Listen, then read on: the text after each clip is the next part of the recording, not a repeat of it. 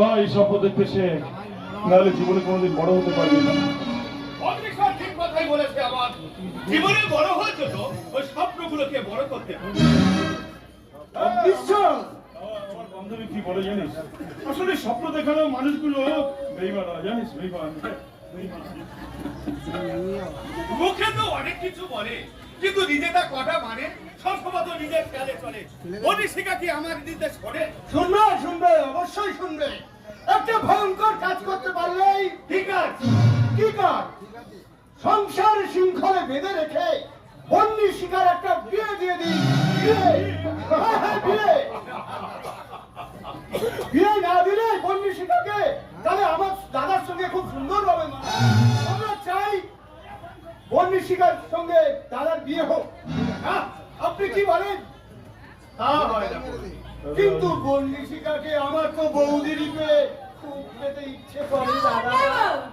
বিয়ের শব্দটা বন্দিশিকার জীবনে কোনোদিনই আসবে না, কারণ যে সমাজ কন্যা সন্তান চায় না, সেই সমাজের কোন পুরুষকে আমি বিয়ে করতে পারবো না।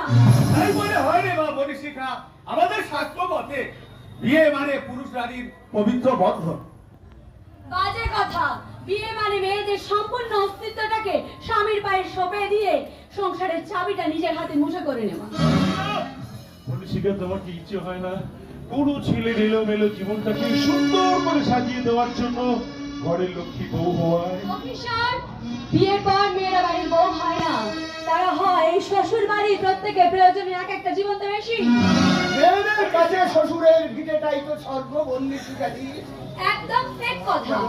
কারণ শ্বশুর বাড়ি হচ্ছে ছেলেদের কাছে সরকারি চাকরির মতো, যেখানে যাবে আদর যত্ন ভালোবাসা পাবে, আর মেয়েদের কাছে প্রাইভেট জবের মতো, যেখানে যতই করো কোনো দাম নেই, কোনো দাম নেই।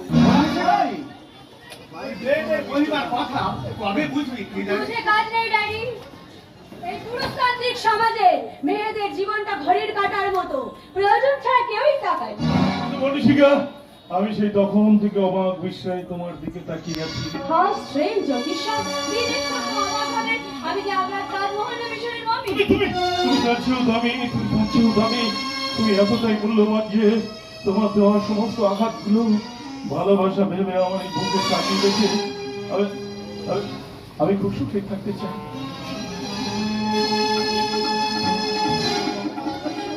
সুখ শব্দটা বলার সময় তুমি অফিসারের মুখে লক্ষ্য করেছো ড্যাডি?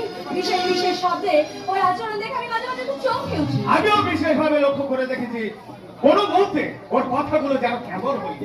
আমি ছোট থেকে দেখে এসেছি, দাদা যেটা চাইতো